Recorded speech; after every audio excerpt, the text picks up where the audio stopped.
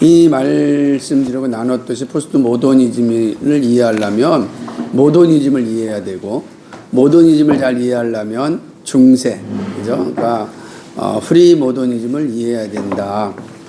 그래서 프리 모더니즘이 이제 중세 시대의 세계관을 잘 이해하는 게 필요하고, 그때는 다 은총의 세계관, 신중심의 세계관, 이렇다고 한다면 이제 모더니즘은 이성 중심의 세계관, 특별히 이성 중심의 세계관의 가장 그 절정은 바로 프랑스 대혁명이 이제 가장 큰 절정을 이뤘다. 그러니까 시작은 르네상스로 시작되었지만 그 절정은 바로 프랑스 대혁명이었다라고 하는 겁니다. 그래서 프랑스 대혁명이 이제 모더니즘의 이제 꽃이다 이렇게 보게 됩니다. 그런 이후에 모더니즘에 대한 이제 비판이 이제 시작되어진 거지. 그러니까 왜냐하면 모더니즘에서는 프리모더니즘의 종교적 중심의 세계관을 거부하고 이성 중심적인 세계관을 추구하였다고 한다면, 포스트 모더니즘은 그 모더니즘 자체를 이제 비판하는 것이 되잖아요. 그래서 이제 사실은 모더니즘은 계몽주의라고 할 수가 있는 게, 계몽주의, 이성을 깨우라, 잠자는 우리의 이성을 깨워야 된다라고 한 거였다면, 포스트 모더니즘에 들어오면 계몽의 변증법이라고 하면서 계몽 자체, 이성 자체에 대한 또 이제 비판이 일어나요. 정반 합의처럼 그거에 대해서 반대급부의 생각들이 나타나는 게 포스트 모더니즘이다. 그래서 이게 계몽주의와 계몽의 변증법이라고 하는 이 모습이 포스트 모더니즘이라고 하는 사회를 만들어낸 거죠. 그러니까 구체적으로 포스트 모더니즘 긴 역사가 있지만, 포스트 모더니즘의 또 꽃은 1968년, 68, 그러니까 전후 세대와 함께 2차 세계대전 이후에 2차 세계대전 이후 태어난 사람들이 이제 성인이 되었을 때, 대학생이 됐을 때 꽃을 피웠던 68년도, 그러니까 프랑스 68혁명. 그때 68혁명은 프랑스에서만 일어난 것이 아니고 도쿄, 미국 다 이런 데서, 우리나라는 그때 보릿고개였으니까 어렵지만 그런 어떤 구조가 있었던 시대. 그래서 지금도 68세대라고 하는 말을 하는 건 그런 측면에서 어떤 포스트 모더니즘의 이제 꽃이고, 그 이후에는 이제 포스트 모더니즘 이후로 살아가고 있고, 그리고 지금은 그런 포스트 모더니즘 이후의 세대는 어떤 거냐라고 할 때, 최근에 이제 많은 사람들은 포스트 트루스 시대가 왔다. 그게 뭐냐면은 진리 상실의 시대를 얘기한다니까. 아예 진리 자체를 인정하지 않는 시대가 됐다. 포스트. 그러니까 지금 우리가 사는 데는 진리에 관심이 없을 뿐 아니라 진리는 없다. 이런 시대를 살아가는 거 되게 어려운 구조가 됐다. 이게 그래서 지금 우리가 프리 모더니즘, 모더니즘, 포스트 모더니즘, 그리고 오늘 우리가 살아가는 시대는 이제 포스트 트루스 시대로 가고 있다. 근데 그 정점에 있었던 포스트 모더니즘을 잘 이해하는 게 중요하다. 포스트 모더니즘 보게 되면 이 책의 2부 5장, 우리는 어디에 서 있는가라고 하는 가서 역사적 배경을 좀 다 볼 겁니다. 그러니까 우리는 어디에 서 있는가라고 할 때 2부 5강을 한번 가볼까요?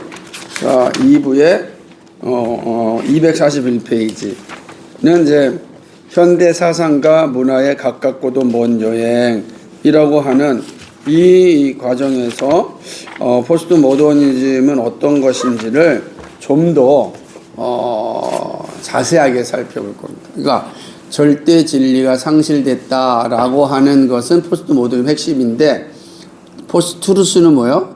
그 진리는 없다라고 하는 거예요. 그러니까 진리는 있지만 절대 진리는 없다라고 하는 시대에서 아예 진리조차 없다라는 시대로 이제 흘러가고 있어요. 그래서 그 부분에 가서 아마 좀 더 자세히 볼 수 있고, 미리 여러분이 읽어보면 포스트 모더니즘에 대한 역사적인 이해가 잘 이제 설명될 수 있습니다. 이거는 계속해서 반복해서 이해를 하는 게 중요한 것은, 우리가 살아가는 이 시대에 호흡하고 있는 이 모습을 잘 이해하기 위함입니다. 그러니까 왜 사람 저러지? 라고 할 때 세대 차이도 있지만 또 무슨 차이도 있는 거예요.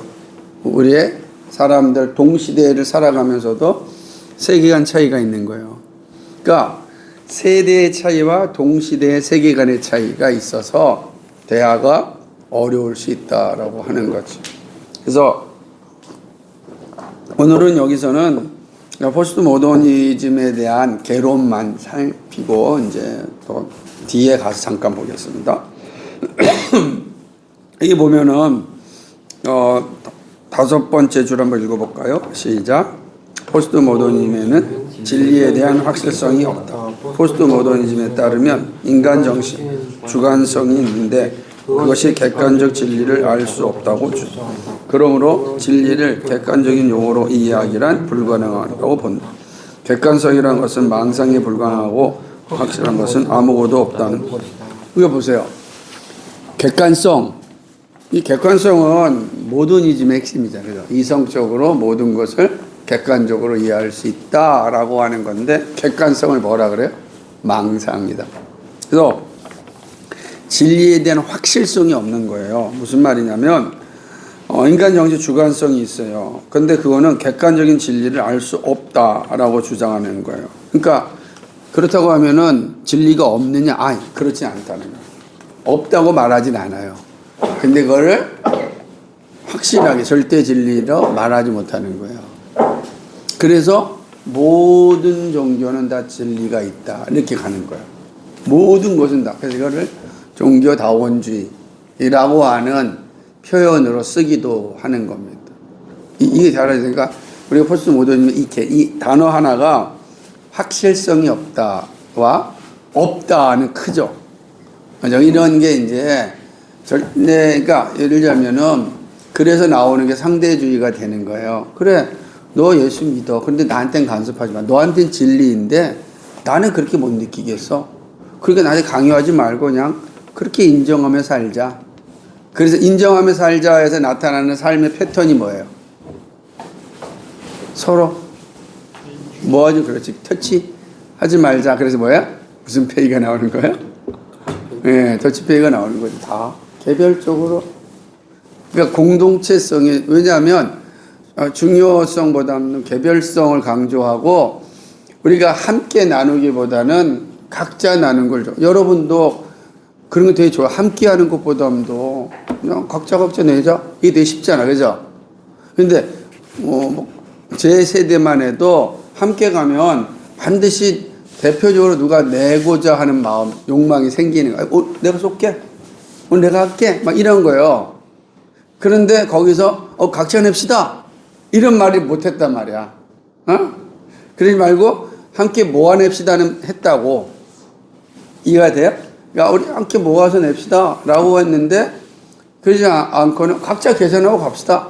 이거는 다른 개념이잖아. 여러분 이제 이런 게 이제 변화들이 주어지는 거죠. 이게 이제 여기 있는 것처럼 이런 확실성이 없는 시대가 됐다라고 하는 거죠. 결국은 뭐냐? 포스트 모더니즘은 불확실성을 주장하는 것이라 할 수 있다라고 하는 거죠. 그래서 존 메가더라고 하는 분이 포스트 모더니즘 나온 두 쌍둥이가 있는데 하나는 뭐냐면 진리를 거절하고 또 하나는 회의주의 절대 환영이라. 그러니까 포스트 모더니즘 진리 여기서 진리 거절 절대 진리를 거절하는 거지. 왜?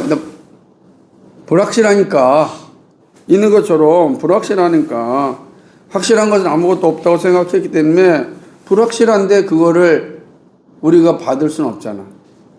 그래서 불확실한 거는 그러니까 여기서 진리를 거절하겠다 라고 하는 거예요. 없다가 거절하고 그 다음에 또 뭐 있어요? 회의주의를 이게 사실이야?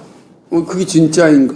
라고 하는 이런 어떤 회의주의를 이제 뭐 하냐면 환영하는 거지. 아까 지금 우리 표현했던 것처럼 보겠어요 그거? 이게 회의주의잖아. 모든 회의주의가 되는. 근데 이게 자연스러운 거야. 왜 그러냐면 여러분 잘 보세요. 뭘 하든지 간에 그거 되겠어? 이게 회의적인 삶이 우리 안에 다 있는 거지. 그러니까 회의적인 사람에게 있어서 나타나는 안 좋은 모습 가운데 하나가 도전 정신이 많이 약화되는 거거든. 그거 돼가지고 되겠어?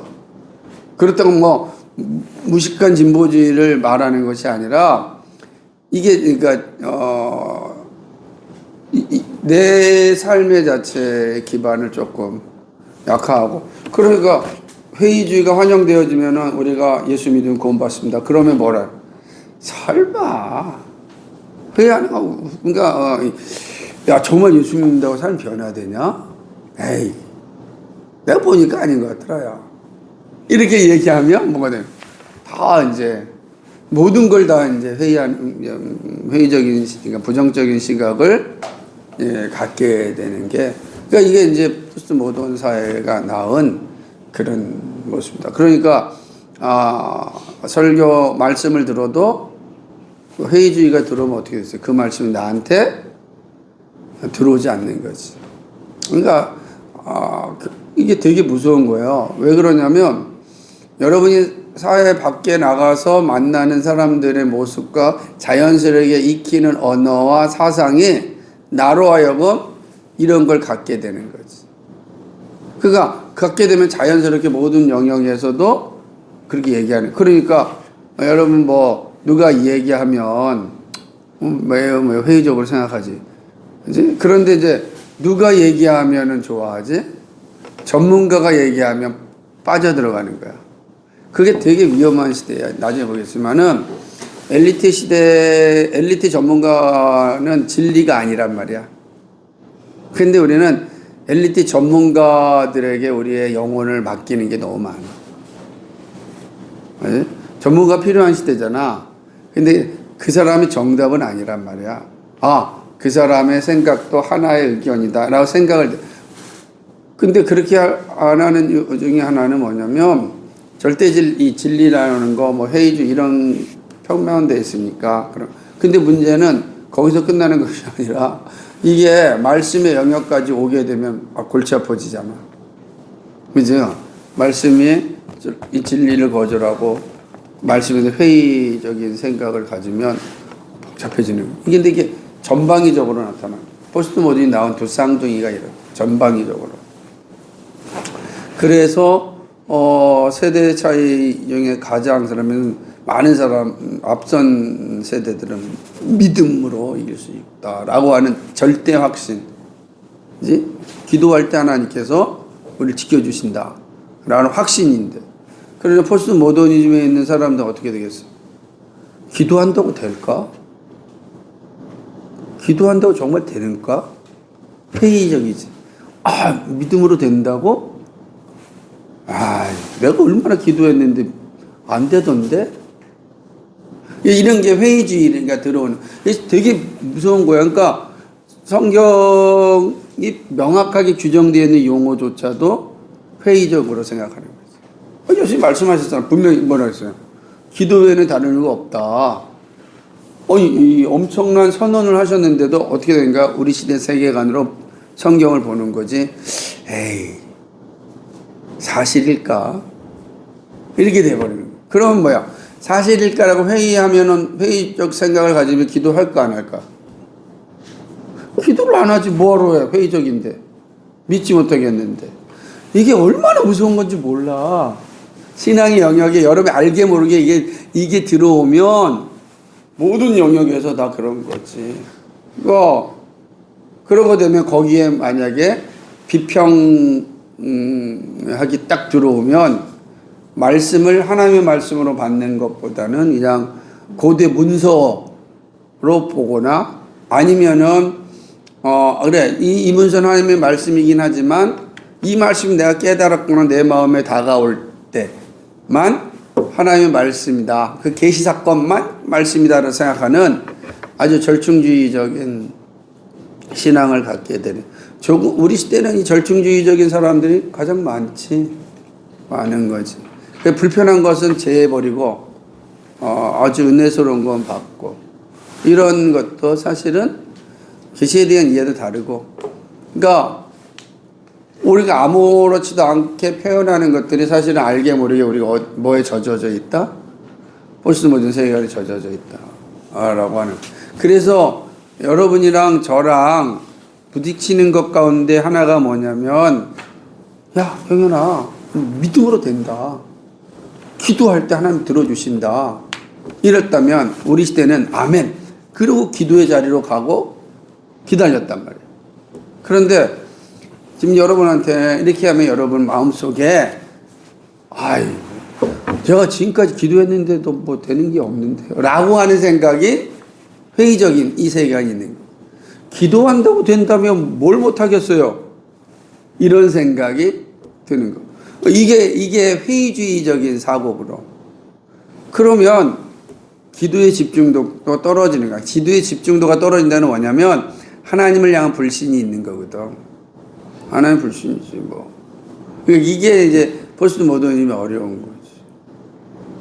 이해가 되지 이렇게 설명하니까. 어떠세요 여러분은? 저는 회의주의인 것 같아요. 회의주의인 것 같아요. 네. 왜 그래요? 설명해 주신 거 아니에요? 잘 들었습니다. 왜 그러냐면 여러분, 그러니까 우리의 신앙은 내 시대의 세계관으로 읽으면 안 되고 내 상황으로 성경 읽으면 안 돼요. 그게 포스트 모더니즘에 빠질 수 가장 좋은 요소이기도 하지. 그러면 시대마다 시대의 사상에 따라 성경이 달라지잖아. 거꾸로 가야 된다는 거지. 성경으로 시대의 사상을 해석하려고 노력해야 된다는 거지. 그게 어려워요. 그러니까 끊임없이 성경에 대한 이해와 공부와 가지고 있어야만 사실은 다 이제 이해할 수가 있는 거예요.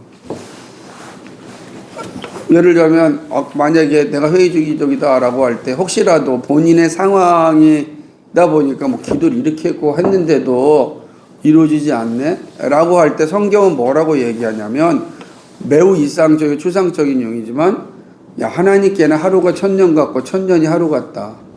이렇게 말씀하세요. 우리 1000년 사는 사람 없잖아요. 지금 100세 시대로 칩시다.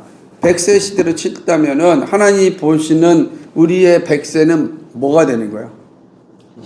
1시간밖에 안 되잖아요. 그죠? 그러니까 100세가 1시간이 하나님 손에는, 그러니까 그냥 숫자적으로 비유하자면 1000시간이에요. 1시간에서 지금 20대예요. 그럼 몇 분이에요? 20, 한 10분 되는 거지. 그러니까 인생 10분 살아놓고 마치 아무것도 안 이루어졌다고 생각하는 게 우리의 습성이지. 그런데 하나님은 하루가 1000년과 1000년이 하루 같으니 그 시간을 보면서 여러분이 오늘 하루 24시간을 살 때 우리 옛날에 뭐 썼어요? 옛날 자주 할 때 시간표 이렇게 썼잖아요. 몇 시도 자고 뭐 하는 거. 사람도 나의 시간표를 쓰잖아요. 하나님도 우리를 향한 시간표가 있단 말이에요. 근데 때때로는 우리의 시간, 야, 넌 지금은 뭐 하는 거예요? 밥 먹고 난 다음에 우리 제일 많이 쓰잖아. 밥 먹고 휴식.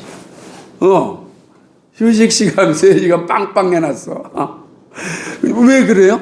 근데 그때는 아무것도 안 하잖아. 막 놀잖아. 신나게. 그럼 우리 하나님께서 우리를 향해 각자의 계획이 있을 때에 석현이에게 한 몇 년, 내가 볼 때는 10년은 휴식 시간이다. 하나님이 난 석현이에게 10년을 휴식으로 하겠다. 그러면 힘든 건 석현이겠지만 하나님의 10년 뒤에 계획이 있으신 거예요. 걱정하지 마라. 우리가 우리의 시각으로 우리의 삶을 바라보면 이렇게 이제 포스트 모더니 말한 회의주의에 빠진다고. 근데 그렇게 바라보지 마세요. 그게 나는 대표적으로 C.S. 루이스가 이 사람, 아니, 먼저, 그거는 또 그걸 따라하라는 게 예의니까 결혼을 안 한다고 그렇게 얘기를 했어요. 그 유명한. 그런데 60살에 환갑이 됐을 때, 한 여인을 만나게 되는 거예요. 그래서 자기가 60년 동안 가지고 왔던 모든 생각이 다 무너져요. 예기치 않은 이 기쁨을 누리는 거지. 그리고 결혼을 해요. 얼마나 기쁘게 해서 60년 만에 사랑하는 사람을 결혼했으니, 그런데 어떻게 돼요? 바로 2, 3년 뒤인가? 아내가 암으로 죽어요. 어떻게 인생을 바라보겠어요? 근데 헤아려 본 슬픔이라는 책에서 그 아픔을 겪고서 하나님 쓰는 게 이런 하나님께서는 우리 인생을 향하여 메가폰을 들고 계신다. 큰 소리로 외치는데 우리가 잘 못 들을 때가 많아. 메가폰으로 외치고 야! 너 지금 쉬는 시간 네가 할 게 있어! 막 큰 소리 쳤는데 우리가 못 듣는다. 그래도 그걸 갖다가 C.S. 루이스는 하나님의 메가폰이라 이렇게 이제 얘기를 했어요. 저는 우리가 인생을 다 살아보질 않았잖아. 나도 살아보질 않았고, 오늘 아침에 우리 집사람이 옛날 얘기를 하나 해주는 거야. 내가 막 흥분했을 때 우리 사람이 이렇게 포스트잇에다가 숨 좀 쉬어, 한숨 쉬어 이렇게 한 거야. 그럼 내가 그거 보고 숨을 쉬었으면 그 다음에 악행이 안 나타날 텐데 그걸 그냥 무시해버리는 바람에 큰 사건이 일어났거든. 근데 오늘 얘기하면서 듣는데 하나님도 우리에게 그렇게 하시겠구나. 근데 내가 그걸 무시하면 이렇게 되는구나. 그러니까 그거를 경험한 게 그러니까 우리의 인생을 회의주의적 관점에서 바라보지 마시고 포스트 모더니즘은 항상 우리 가능해요. 그래서 사람들이 포스트 모던 사회에서는 한탕주의가 강한 거죠. 어차피 인생 한 번 사는데 막 이렇게 생각해 버리는 거지. 그냥. 여러분 금융 교육 받을 때 장기 투자하라 하는데 잘 안 되잖아. 그죠? 잘 안 돼. 그게 바로 이제 우리 안에 있는 자기 욕망인데 이런 편입니다. 그러니까 이성적이고 논리적인 것을 의심하는 시대가 됐죠. 그러니까 이제 막 이 포스트 모던 이성적 논리적인 게 별로 좋지 않아. 그러니까 아니 지금 금융 투자가 안 돼. 정말 이성적이고 논리적이어야 되거든. 이 금융 투자는 이게 인내하려면 이성적이어야 돼요. 근데 우리가 포스트 모던 사회에 갇혀 살다 보면 이런 게 많이 사라진다. 그게 되는 거죠. 그래서 명백한 진리를 인정하지 않는 것이 우리 시대의 많은 이들에 의해서 이제 환영받고 있죠. 그래서 내가 명백하게 얘기하는 걸 별로 좋아하잖아. 그래서 뭐래? 우리 식으로 두루뭉실하게 이야기하는 사람을 좋아해요. 이것도 아니고 저것도 아니고 뭐야 도대체? 무슨 도대체 저 사람 모르겠어. 뭔 생각하고 있는지 이런 사람이 환영받고 있는 거예요. 그런데 명확하게 딱 얘기하면 야 너무 날카롭다. 그리고 뭐요? 그거 나도 알고 있는 거야. 이게 이제 그러면 우리는 어떻게 살자는 거야? 서로가 다 두리뭉실하게. 그래서 설교도 어떻게 해야 되는 거예요? 두리뭉실한 설교가 좋은 거지. 그냥 우리 식으로 얘기하면 이런들 어떠하리 저런들 어떠하리 한 세상 얽혀져 살아간들 어떠하리 그렇게 얘기해. 그러니까 예를 들어 성경이 말하는 것처럼 명확하게 안식일을 범하지 말라 이렇게 하는 것보다는 그냥 인생이 그럴 수 있지 이렇게 가게 되는 거예요. 못 견뎌해. 우리 시대 사람들이 못 견뎌야 한다고. 그러다 보니까 어떻게 되냐면 교회 안에서도 서로가 서로에게 신뢰를 쌓을 수가 없는 거죠. 왜? 다 두리뭉실한데 어떻게 믿겠어? 다 두리뭉실한데 나도 두리뭉실하고 그렇게 살아. 그런 거지. 그러면 그런 사람은 여러분 되게 위험한 게 두리뭉실한 사람에게 나타나는 가장 악한 행동이 있어. 뭘까? 경연이 뭘까 같아? 응? 아니 경연이. 응?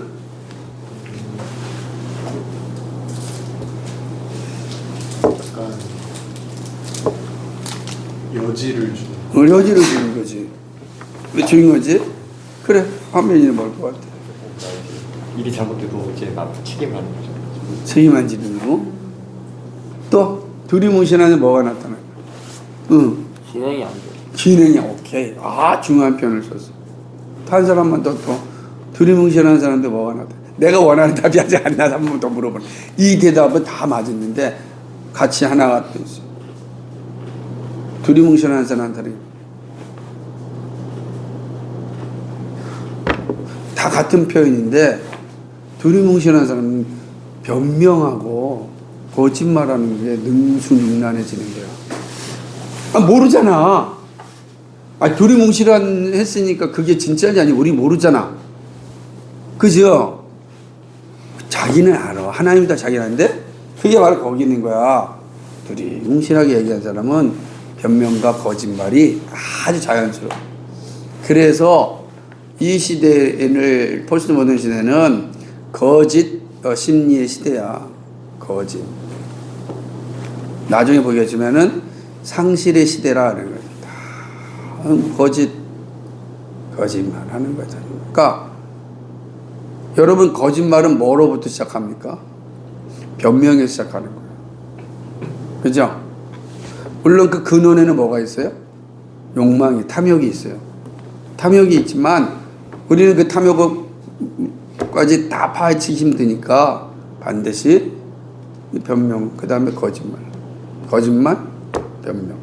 이게 포스트 모던 사회의 되게 안 좋은 모습이다 라고 하는 거죠. 그래서 이 마더 목사님 말했던 진리 거절, 그 다음에 회의주의 환영, 이거는 실제로 우리 시대에 매우 만연되고 우리도 알게 모르게 그러한 모습 속에 살아가고 있다는 것. 이거의 싸움이 얼마나 중요한지 몰라요. 그래서 근데 기독교는 성경은 뭘 말하는 거야? 진리를 절대 진리 강조하죠. 그죠? 절대 믿음을 강조하잖아요. 그죠?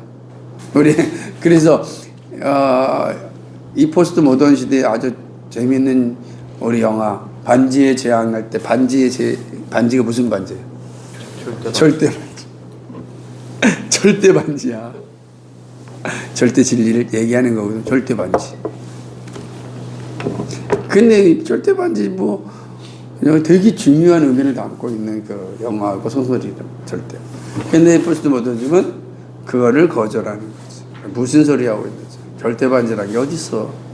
하는 거지. 그러니까 우리가 생각하는 모습입니다. 예, 여기까지 일부하고 이제 좀 쉬었다가 모더니과 포스트 모더니 보겠습니다.